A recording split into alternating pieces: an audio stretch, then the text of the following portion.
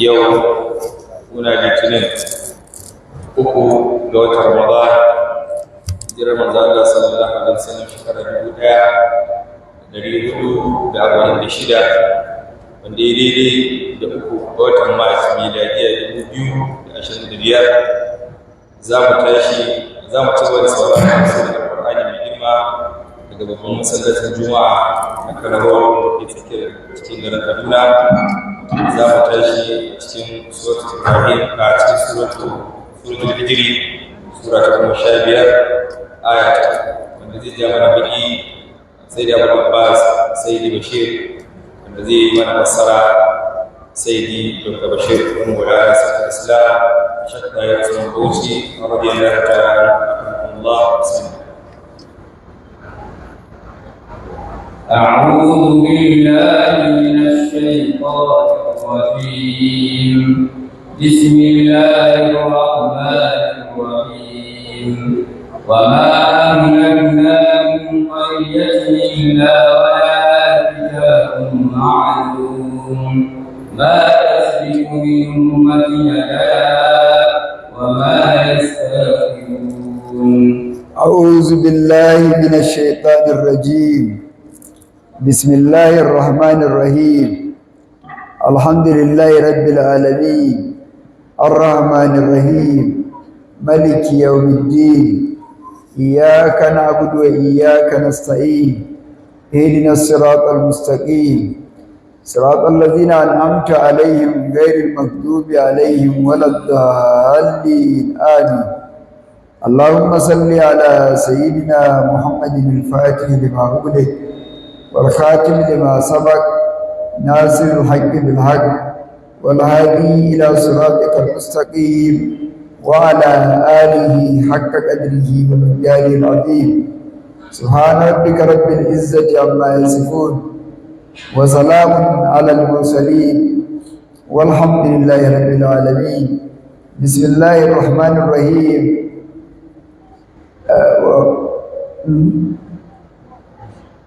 ذرهم يأكلوا ويتمتعوا ويدخلون فسوف يعلمون. وما أهلكنا من قرية إلا ولها كتاب معلوم. وما أهلكنا من قرية da yake ya ja kunne a baya ya ce zarhum ya'kulu wa yatamatta'u wa yulhimul amal. Ka rabu da su ya Rasulullah sallallahu alaihi wasallam, su yi ta jin daɗi, su rika cin abinci suna jin daɗi. innal ladina kafaru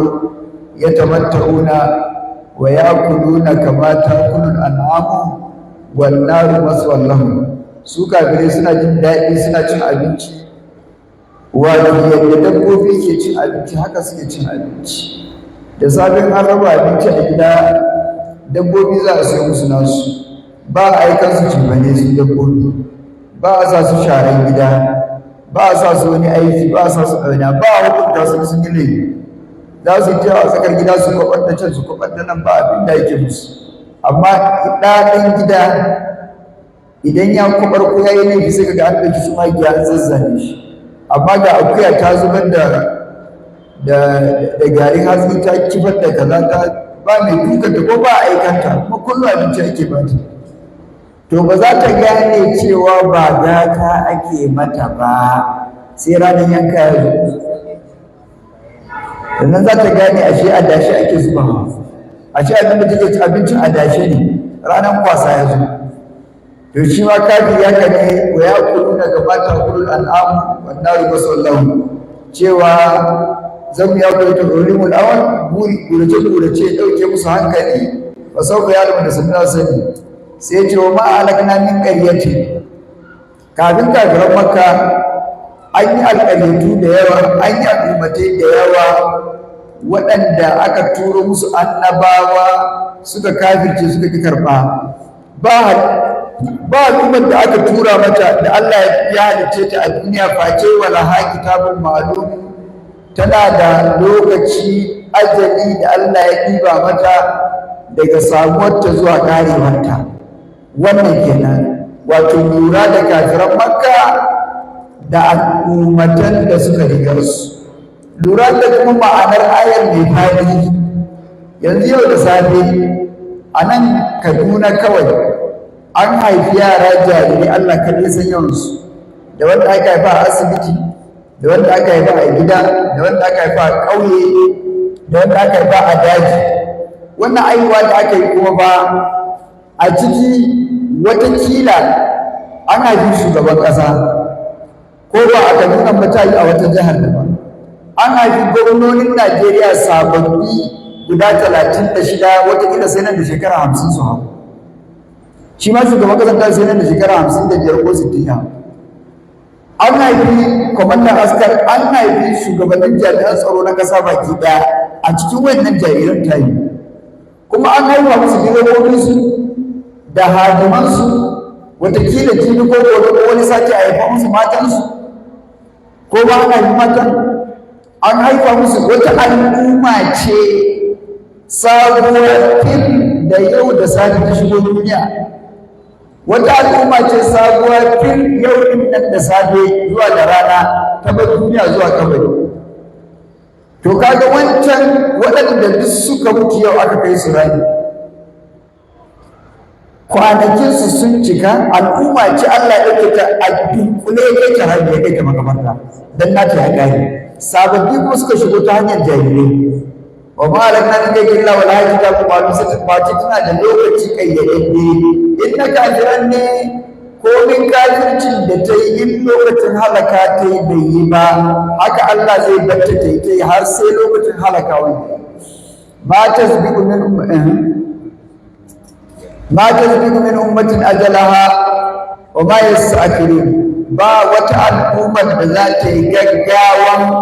wato wuce lokacinta da aka ɗiba mata na ajali, a'a iya lokacin ne, lokacin za ta bar duniya. Wa ma yasta'khiruna, ba al'ummar kuma da za a ba ta jinkiri ko na sakan ɗayan lokacin halaka ta yayi. وقالوا يا أيها الذي نزل عليه الذكر إنك لمجنون. وقالوا يا أيها الذي نزل عليه الذكر إنك لمجنون. وقالوا كافر مكة duk ya kawo jama'a, wato mutane ne guda hudu suka yi wannan laifi babba. Akwai Abdullahi ibn Umayyah al-Makhzumi, akwai An-Nadr ibn al-Harith, akwai Nawfal ibn Khuwaylid, akwai Walid ibn Mughira, baban Khalid ibn Walid. Wayannan guda hudu su suka samu Annabi sallallahu alaihi wasallam suke gaya masa wannan magana mara daɗi. Ya ayyuhal ladzina nuzila alaihi zikr, wato ya kai wannan wanda ake sassaukar wa littafin alqur'ani, bi ma'ana ya kai wannan mai da'awar ana saukar maka da alqur'ani, innaka, sai suka danganta masa maganar da ba ta da kyau, wanda tun daga bakara har nasi ba inda kafiran Makka suka dubi Annabi gaba da gaba suka danganta masa hauka, sai dai a bayan idansa. Amma waɗannan suka kalle suka faɗi magana suka ce innaka lamajnun, a'udhu billahi. Shi yasa saboda girman magana Allah bai ba su amsa a wannan surar ba, sai da aka wuce sura guda 52 bayan wannan. A sura ta 53 sannan Allah ya rantse a suratul qalam yace nun wal qalam wa ma yasrun ma anta bi ni'mati rabbika bimajnun, sallallahu alaihi wasallam. Har abada wato ni'mar da Allah ya maka kai har abada ba za a danganta ka da hauka ba ya rasulullah. Bal ma wa inna laka al-ajran ghayra mamnun, Allah ya maka alƙawarin lada ba yankewa, wa innaka la ala khuluqin azim. Ba maganan ba wani auka ba, can halinka ma ya koyi dukkan kyawawan halaye na halittar Allah, fiye da haka Allah ya baka fiye da nabuwa sallallahu alaihi wasallam. Waɗannan mutum hudu da na lissafa, shi Abdullahi bin Umayyah al-Makhzumi yayi sa'a daga baya musulunta. Bayan sun wannan daga baya ya musulunta, ya je yakin Hunaini, a nan Allah ya rubuta masa shahada a Hunaini. Shi kuma An-Nadr ibn Haris kafiri ne ya an kashe shi yana kafirinsa. Shi kuma Walid ɗan Mughira ya mutu bayan hijira da kaman watanni haka. Shi kuma wannan Khuwailidu Naufal ɗan Khuwailid yana cikin kafiran Makka da aka kashe a Badar. Sai na Ali ibn Abi Talib ya kashe shi. To wannan shi ne dai ƙarshen su guda hudu duka. Ɗaya ya musulunta, uku kuma sun mutu a kafirai. Law ma ta'tina bil mala'ikati in kunta min as-sadiqin.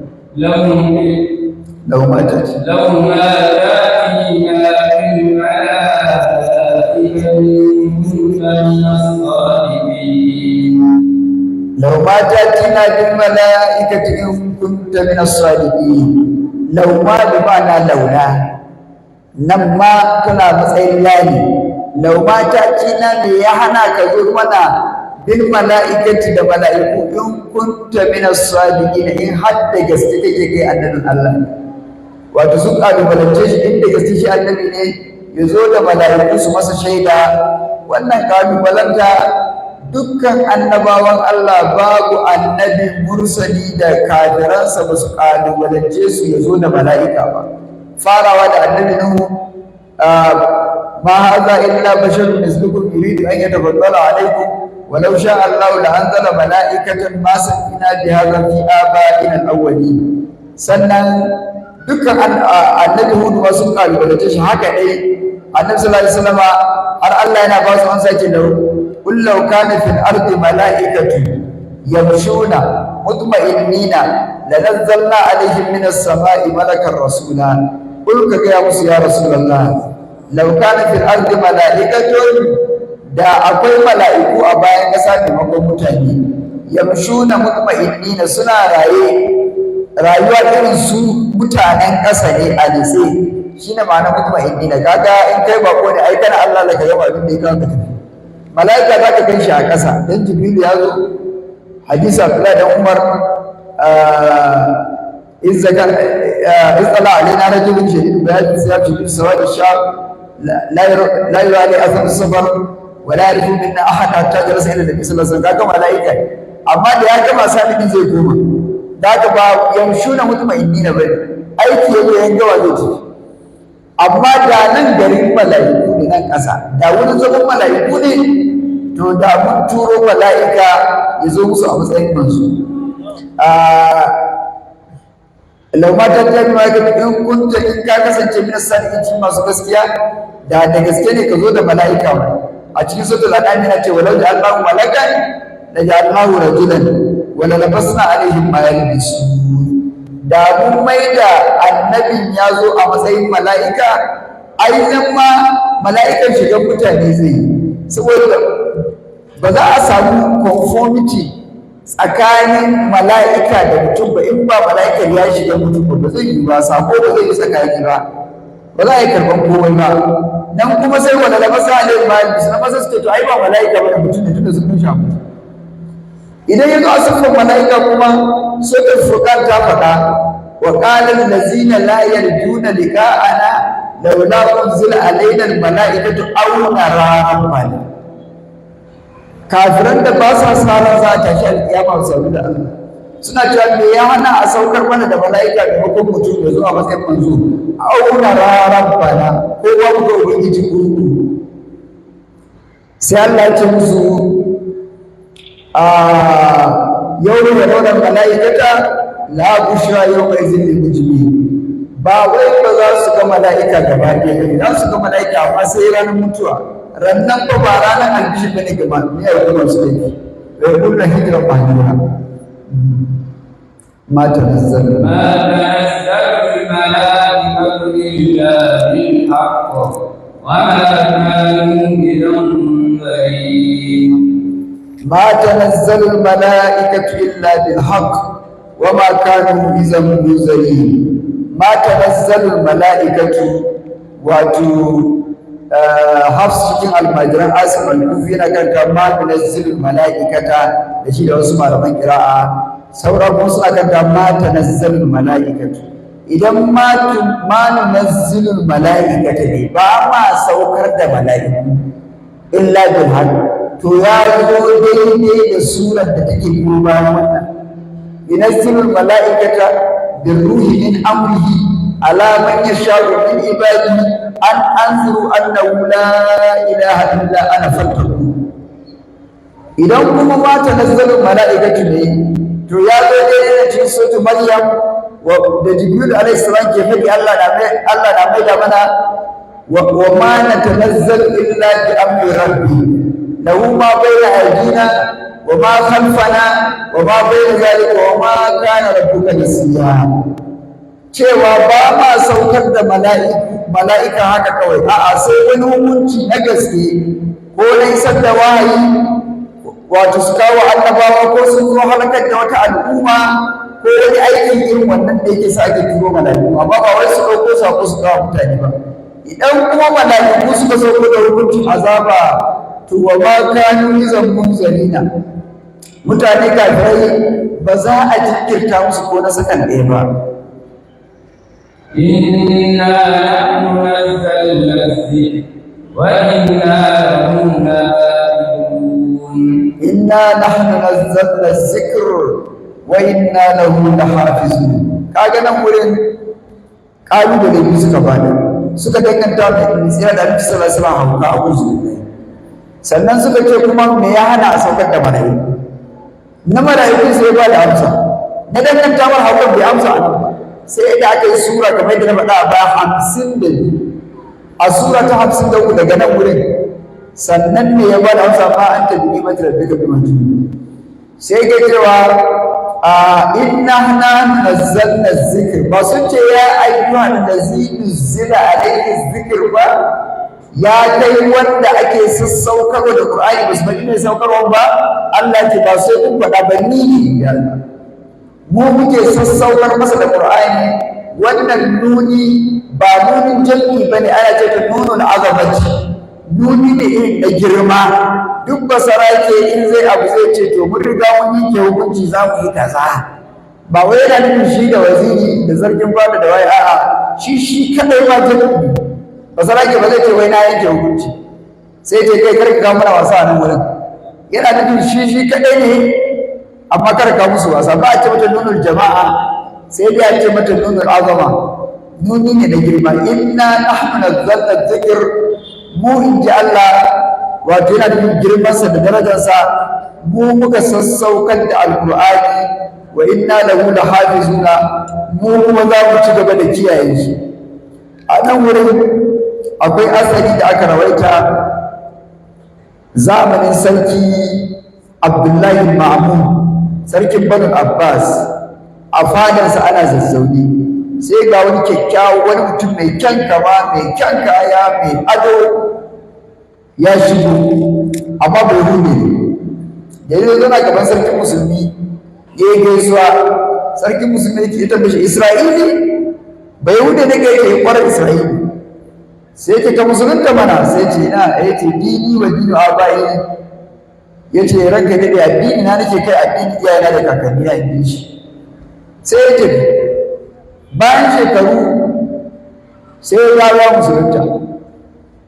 kuma lokacin sarki ya nemi kowa menene ya bashi musulunta, a ba zai bada kisa. Bayan shekaru kuma haka kawai ya dawo ta sarki a matsayin wanda ya musulunta. To a nan sai sarki musulmi ta bashi lafiya, ya aka yi sai ce wallahi gwada addinan ne duka, sai da zan tabbatar musulunci ne gaskiya. Ya ce ya aka yi, ya ce zuwa ne na rubuta attaura, na ƙara wani abu, na rage wani abu, na ƙaƙƙara, na rarrage, na kai ta kasuwa na sai da tsaf aka sai da duka ba wanda ya gani. Na nufin jila, na rubuta ta, na rage wani abu, na ƙara, na yi surkulli, na ƙaƙƙara, na rarrage, na kai ta kasuwa, tun yi aka sai an limaman masu yawa suka ba wanda ya gani. Amma Ƙur'ani lokacin da na kai, ai tun daga masu kofewa na farko suna buɗa suka wance kana suka ce wannan ba Ƙur'ani ba. To saboda littattafan baya kafin Ƙur'ani, malaman ake ba wa amana littattafan, ba Allah ke ɗaukar da kiyaye ba. Zaka ji ya ce inna anzalna at-taurata fiha hudan wa nur يحكم بها النبيون الذين أسلموا للذين هادوا والربانيون والأحبار بما استحفظوا من كتاب الله su aka ba wa da littafin Allah wa kanu alaihi wa la falaka shau nasa wa shau amma Qur'ani Allah da kansa yace mu muka sakar da wannan Qur'ani mu muke kiyaye shi hifzin akan Qur'ani wai na da wala hifzin ko mu muke kiyaye annabi Muhammad sallallahu alaihi wasallam daga wani abu da kuke tuhuma sana wanda ba na hankali ba sannan har yanzu wajen kiyayewa shi yasa annabi Musa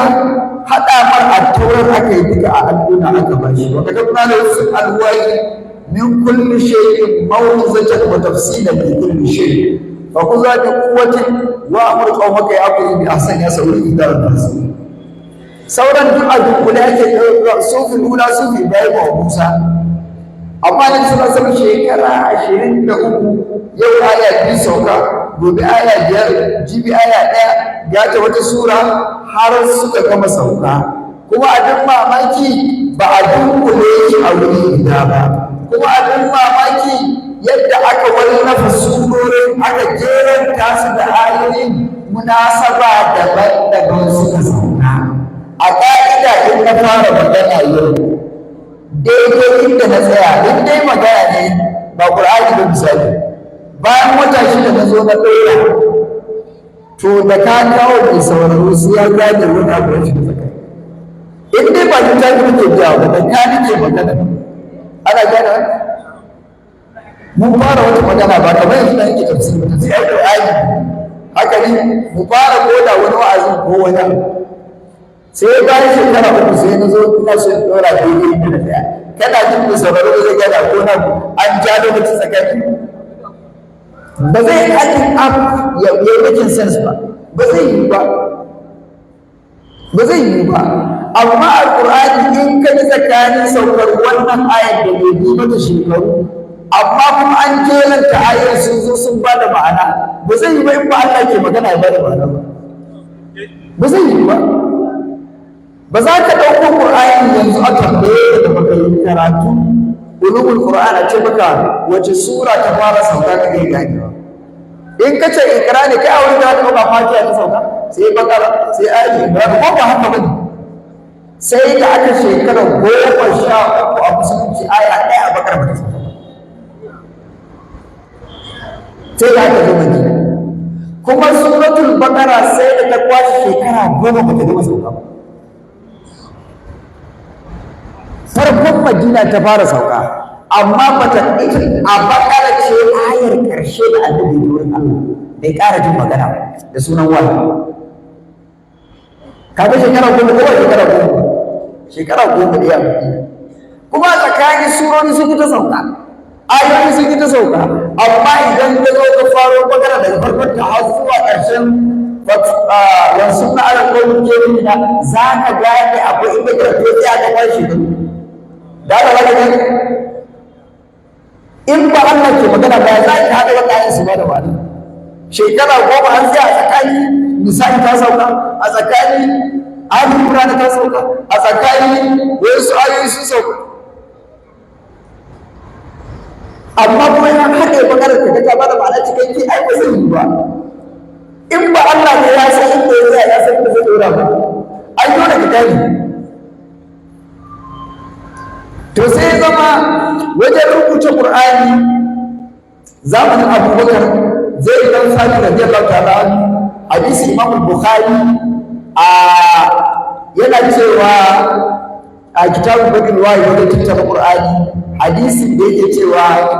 na yake rinja cewa daga dista harran lokacin da aka yake rinja aka kashe mahaddata Umar da ya sai na Abubakar ce masa laqad istaharra al-qatl fil qurra'i yawm al-yamama fa ara an najma al-qur'an rage ne kisa ya yi yawa cikin mahaddata Qur'ani na yake yamama ina ganin lokaci ya tara Qur'ani wuri gida Umar Abubakar ya dube shi ce kai saboda lokacin ba ɗaurarren Qur'ani kowa wani da kwabinsa ya tara wani suka duwatsu wani suka tattaka wani suka faɗi sai yake masa kai za ka sa in tara Qur'ani bayan da biyar su bai tara ba wallahi ba dan kai bane kowa ya siya ne zan masa ta shi gaba da wuri sai ya ce ina fata Allah ya buɗe zuciyar da yake buɗe na ba can da gaba sai ya tura aka kira ubangi ya ce ni ma na ga ya kamata a tara Qur'ani dan haka wa za mu sa ya tara ya ce to marubutan Qur'ani ya ni da kai ma marubutan manzo Allah ya saka sun fi mutum 30 wanda kowa zai ce ya taɓa sanin mutum waye amma saurayi mai hankali makwabcin manzon Allah sallallahu wanda yake yawan rubuta masa wahayi babu kamar Zaid dan Thabit al-Ansari suka kira shi suka gaya masa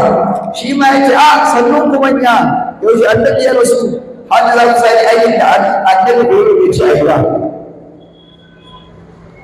dan haka a wurin sai suka ce kai ma muna fata Allah ya buɗe zuciyar ke sa ma irin wannan shi ke nan sai ya yarda da ya yarda zai faru sai ya dace kuma na ga ya kamata a yi aikin nan sai ya ce suka ba shi aiki ke ta yake fa'akastu atatabba'ul qur'ana min al-usul wal lihafi wa sujudi na ina tattara qur'ani daga abubuwan da ake rubuta a jiki na duwatsu a tankar da bino kafaɗar raƙumi kiraza na mazaje balwa ayatun bayyinatun fi suduril ladina utul ilma hatta faqadtu ayatan min suratil ahzab fa wajadtuha inda Khuzaimah bin Thabit akwai wata aya da mutane su sai da duwawa ban same ta ba wajen kowa ba sai wajen Khuzaimah bin Thabit sannan ayoyin ƙarshe na lagajar na suratul tauba da ƙarshe zuwa ƙarshe haka dai kowa zo da Qur'ani sai ya zo da shaidu sai a rubuta a tattara bayan shi ma mahaddaci ana tarawa har aka haɗa Qur'ani da aka tara Qur'ani ba ido ba yaya ba wasu zallan gundarin bai da ali da alayhi da galabi duka tun da ba wasu da iyaka da ataka duka da na abu da abu duka da na sai da sai duka shi kenan da aka gama wannan kofi yana hannu Abubakar dama ana jin tsoro kar ma fitar su kare Qur'ani ya kare gara rubuta to da aka ajiye zamanin Umaru wani ya zo ya musulunta da ya zo sai ya yi wani ya koya masa Al-Qur'ani sai ya koya masa suratul Tauba da ya zo faɗin Allah wa azalin min Allah wa rasulihi ila an-nas yawm al-hajj al-akbar anna Allah bari'un min al-mushrikeena wa rasuluhu haka ayati sai ya koya masa anna Allah bari'un min al-mushrikeena wa rasulihi a'udhu billahi sai ya zama rasul maqufun ne ala al-mushrikeena a'udhu billahi cewa da yayi kuwa daga Allah da manzonsa ranar hajji ranar arfa ranar babban hajji hajji da girma wato yau na hajji da wajen garin arfa ranar yanka shi ne wani hajji akbar annan na bari cewa Allah ba ruwansa da mushikai manzonsa ma ba ruwan shi da mushikai shi ko zai kan makaranta masa wasa ni kawai canza ba sai ma'ana ta canza ba ruwan Allah da mushikai kuma ba ruwansa da manzonsa ba da ta ce to idan kana Allah bari abin rasuli a'udhu billahi tabba ki sai fa huwa abra'u min inda Allah ta ba roza da kaso sai ce to barantana shi yana kula da kawai to sai kuma ya kira shi ya gyara ba haka ake biya ba wa rasulu sai ya doka daga lokacin karɓar ruwa ya da Qur'ani sai wanda ya san nahu shi yasa dukkan malaman kirawa guda 10 nan gwanayen lugari gwanayen nahu ne saboda wancan doka da gore ya saka sai ya zama zamanin Usman an je yakin Azerbaijan don kafin lokacin akwai hadisi Ibn Abbas da Bukhari ya kawo kitabu Bidil Wahyi manzo Allah sallallahu alaihi wasallam ma zala yuqri'ul Qur'an fa astazidu hatta aqra'ani ala sab'ati haruf sannan akwai hadisi Hisham ibn Hakim cewa sayyidina Umar ya ganshi yana sallah wato wancan hadisi da nake faɗa su cewa Jibril bai bushe da yana biya da Qur'ani ina cewa ya ƙara mun wani harafi har zuwa harafi 7 na Hisham kuma Umaru ya ji shi yana kai suratul Furqan a sallah ba irin yadda annabi ya yi masa. Umaru sai ya tuma zai kama shi yana sallah sai dai ya haƙura ya danne da ya sai can kuma shi girgiza ya ce waye biya masu ranke manzo Allah sallallahu alaihi wasallam kariya ne ya biya ku ita ba yadda kake biya ya ja shi a jayi har gaba da su ya ce ya Rasulullahi na ji wannan yana biya Qur'ani ba yadda ka koya mu ba. Annabi sallallahu alaihi wasallam sai ce arsilhu ya Umar ikra ya Hisham. Umar sake shi Hisham ya musu ya ce sai Hisham ya biya yadda na ji shi ɗazu yana biyawa a sama. Annabi sallallahu alaihi wasallam ce haka za mu zinani haka ta sauka kai ma Umaru biya. Umaru ya biya yadda annabi ya masa sabani na Hisham yace kai ma haka za mu zinani. Inna hadha al-Qur'ana qad unzila ala sab'ati ahrufin faqra'u ma tayassara minhu. Wannan Qur'ani an saukar da shi a biya shi kan harufa daban-daban da guda bakwai kowa da wanda ya masa. To zamanin Usman radiyallahu anhu an yi yaƙin Azerbaijan sojoji sun kasa musu sahabbai sai aka nemi taimakon sojoji daga Sham da kuma daga Iraq. To da suka zo ba su taɓa haɗewa sojojin Sham da Iraq ba sai a wurin. Da suka haɗu su mutanen Sham almajiran Abu Darda'i ne da Miqdad Aswad su ne malaman su na kira'a. Su kuma mutanen Iraq mutanen Kufa almajiran Abdullahi dan Mas'ud ne, mutanen Basra kuma almajiran Abu Musa Ashari. To sai kira'a ta bambanta yadda annabi ya koya kowa kira'o'i da dama. Sai wanda da qira'atin khairun min qira'ati da qira'ata ta ta saboda dan Mas'ud ya koya mu. Wanda ce qira'ata ta ta Abu Musa Ashari. Qira'ata ta ta Abu Darda ya koya mu. Qira'ata ta ta Miqdad ya koya mu. Uzaifa ibn Yamani radiyallahu anhu da ya kuma sai wani sai ya bar yaki ya ruba a gudu sai Madina ya samu sarkin musulmi Usman yace ya ayyuhal mu'minin adrik hadhihi al-ummata qabla an tahtalifa fi kitabiha kama talafa yahud wa nasara. Maza da ka kawo al'umman nan dauki tun bata bambanta a littafin da yake wuce sa suka bambanta ba. Sai na Usman ya kira taron gaggawa masallaci ya cika as-salatu jami'atu as-salatu jami'atu. Bayan masallaci ya cika ya musu ga abin da yake ci. A ƙarshe shawara ya zauna a rubuta kofi na gwamnati wanda ya saba wa duk wannan kofi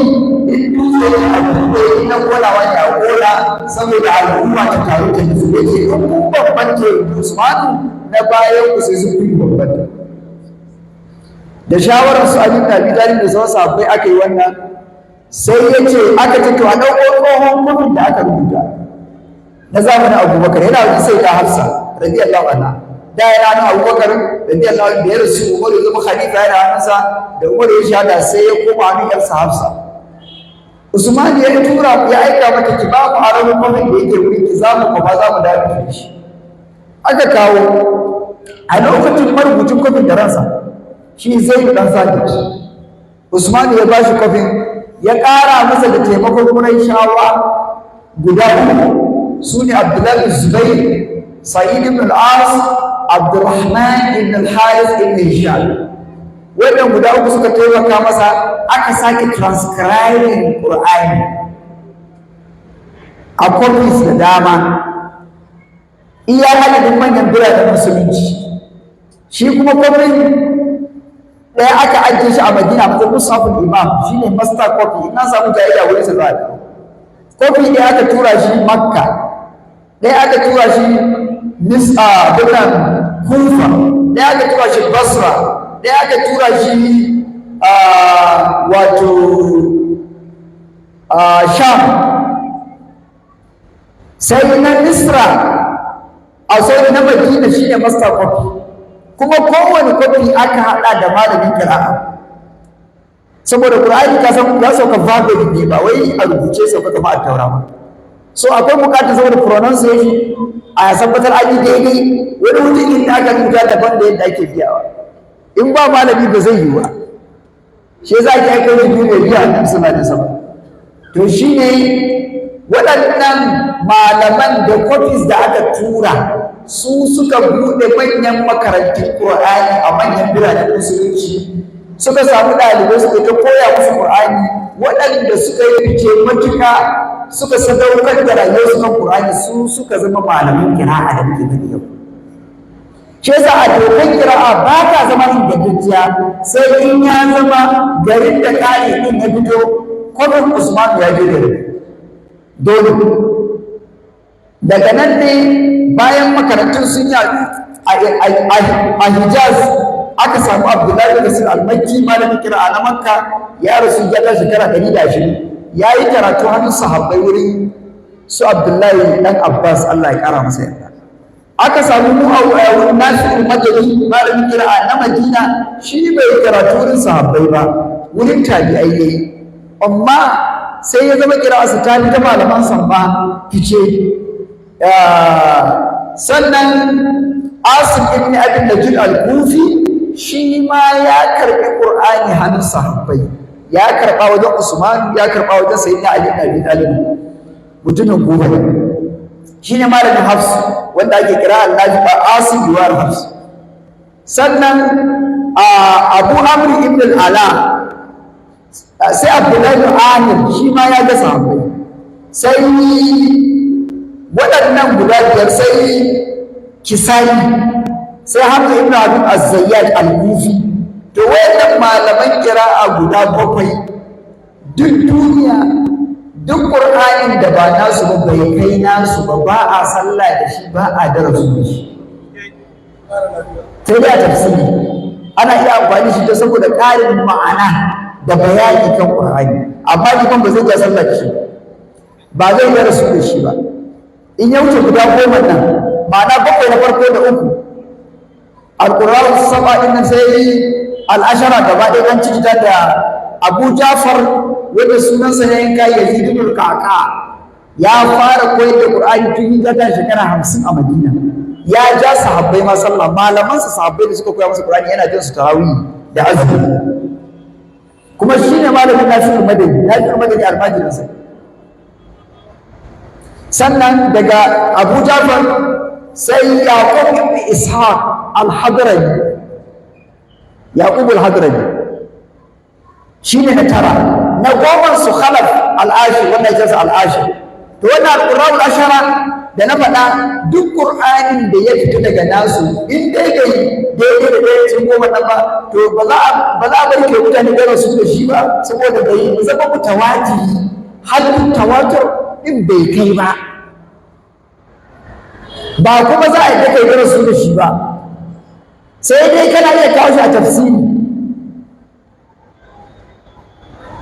To saboda za a ce a musafin sahabbai Ibn Mas'ud ya faɗa da kaza, saboda wayannan su aka tace. Ibn Mas'ud da su Ubay ibn Ka'b sukan sa tafsiri su sahabbai a cikin baka. Misali a cikin kofin Ubay ibn Ka'b Abdullah da Mas'ud a cikin suratul Nuri in yace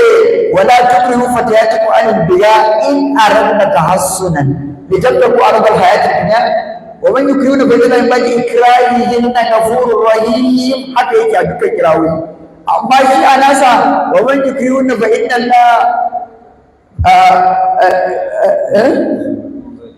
fa inna la min ba'di ikrahihin lahunna, yana ƙara lahunna ghafurur rahim. Ana gane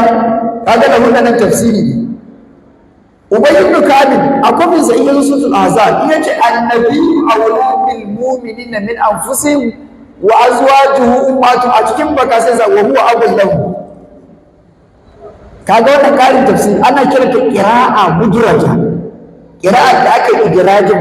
tafsiri a ciki, an mata karin bayani. Kaga ai ba za a yi sallah da karin bayani ba ko ana sallah da jalalaini ba za a yi ba. Ana gane wannan. To sai zama wannan babban aikin da suka yi na wajen Qur'ani min haisul ada, a wajen maganar kwafin kuma kwafin nan da aka tura manyan garuruwa har yanzu ba ido ba ya'ya ba wasu haka yi. Amma a kasa ƙur'ani juz'i 30, izu 60, nusu 120, rubu 240, sukuni 480. bayan kowane aya biyar a yi kumsa, aya 10 a yi kuri, a yi wani wasali da ya faɗa da komai. Wannan ba yi ba sai da hijira ta kai shekara 75 zamu a duniya na Qur'ani. Kwamandan yakinsa Hajjaj bin Yusuf as-Saqafi shi ya kira malaman Qur'ani ya ba su kwangilan wannan aiki, su ididdige masa haruffan Qur'ani su datsa shi gida daidai. Sai suka zo daidai da ƙarfi ta shi an nukura haruffan da ke sama a adadin su suke ƙasa. To da aka ƙaga gida biyu sai aka ce a datsa shi kuma gida huɗu, a datsa shi juz'i 30, a datsa shi izu 60, a datsa dan in kace in ba dan lokacin adadin musulmi da ba sa jin larabci sun fi waɗanda ke jin larabci yawa. Da haka Qur'ani zai sha wahala a jama'ar da ba sa jin larabci, ba wasali ba ƴaƴa ko ba jin larabci, ai an shiga uku. Tun a larabawan ma kan ya fita hannunsu an samu mai biya iyyaka na'budu wa iyyaka nasta'in, ataka bi abdi wa ataka bi sabi. To in ba larabe bi da min ba aje me ce ni, ai sai dai ya irin na arabobi masu taya sun bai ribas, sai dai karanta shi da ribas wata kila ana ganewa. To sai zama yawan ajamawa ya wajabta dole ne a kare Qur'ani daga kuskure, daga lahani, a masa wannan wasunna duka. Sai aka yi wannan kamar yadda na faɗa,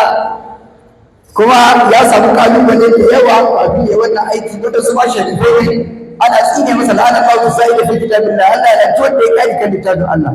Shi yasa ka ga Qur'ani saboda tsaban hifzi wa inna lahu lahafizun nan,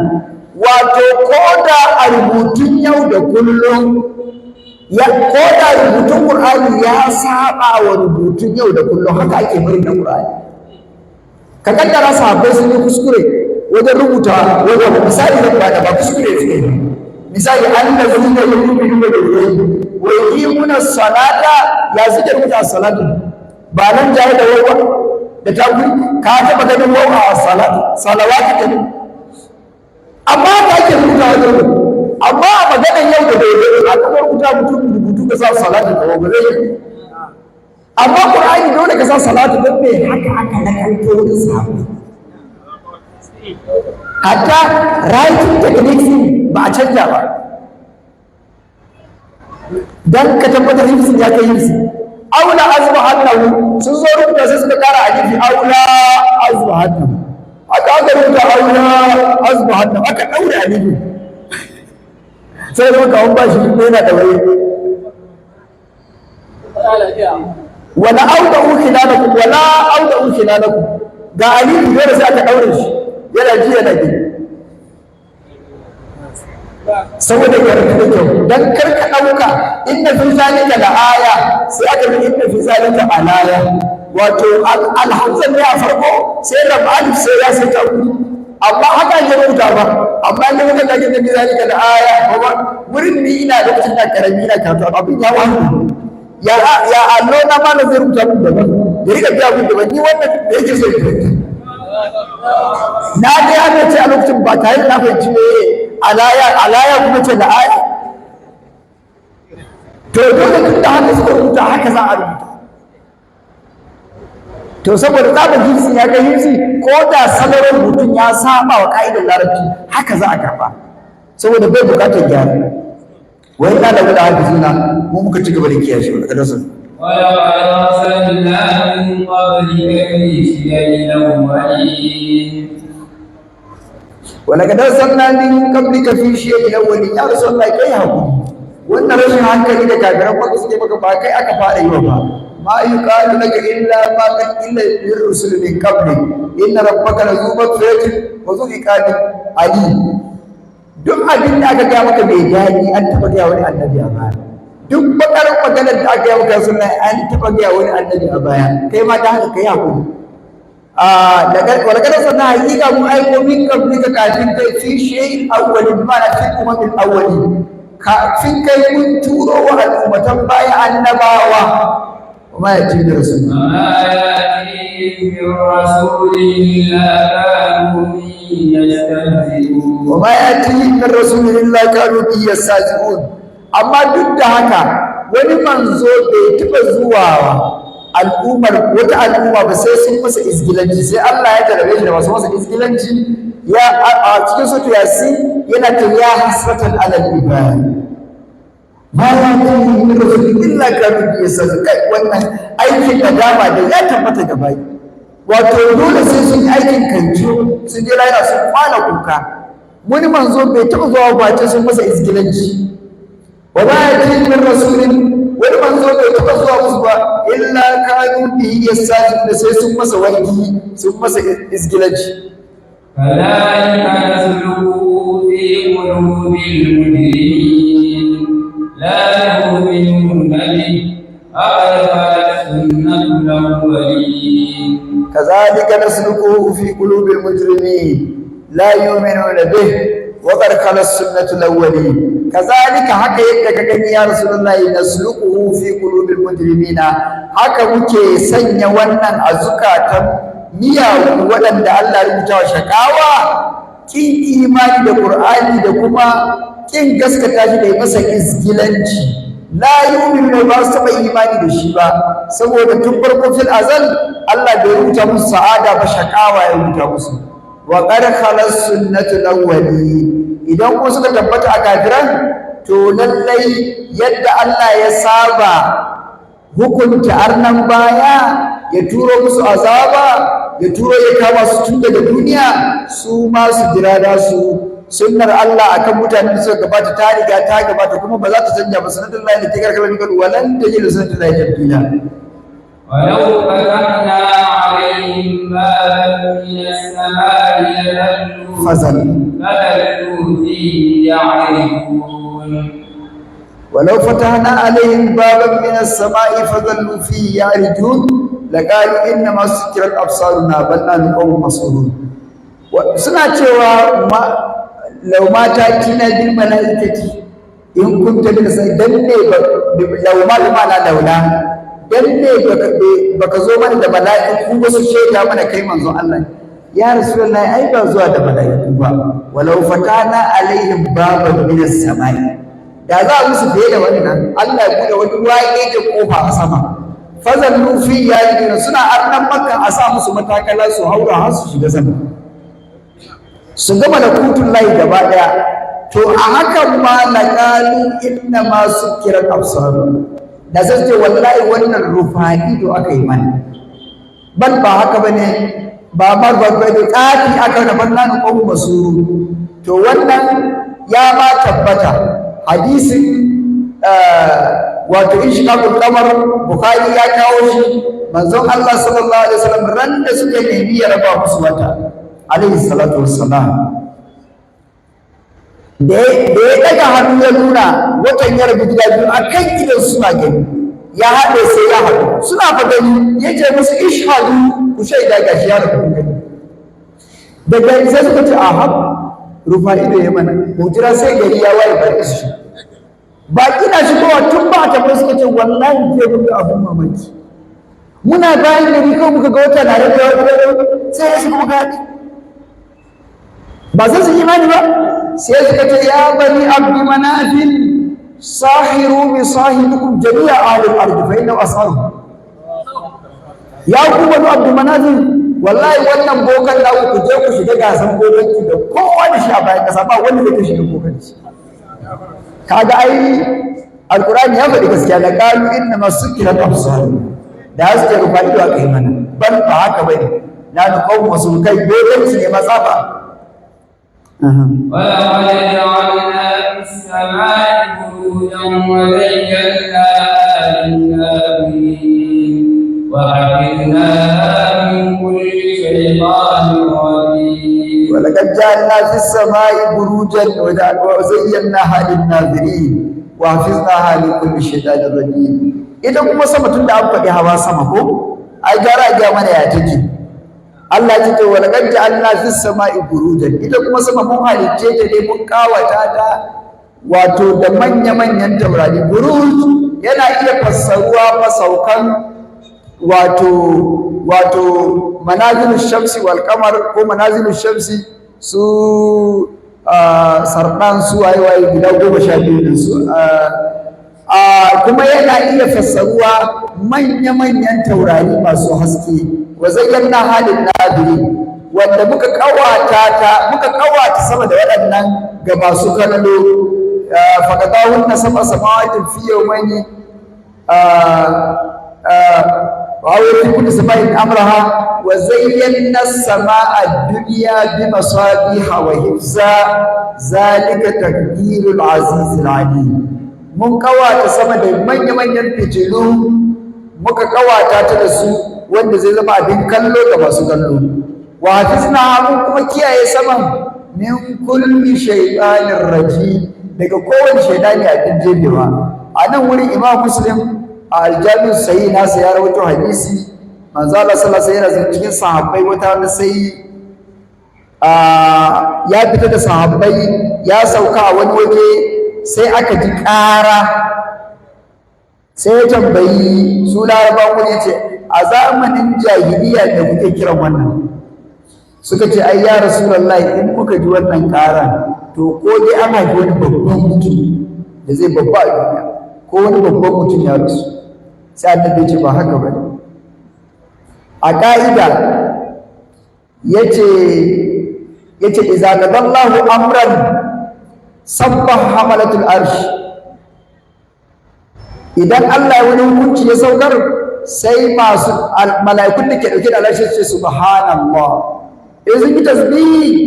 sai mala'ikun sama ta bakwai su ce musu me ya faru kai ta sai Allah ya hukunta wani zai mutu gobe ko za ya kuwa da gobe ko wani zai tsiyace gobe ko wani zai mulki gobe ko wani zai zama kaza shine hukunci da Allah ya yi shi za mu kai tasbihi su ma na sama da bakwai sai ce subhanallah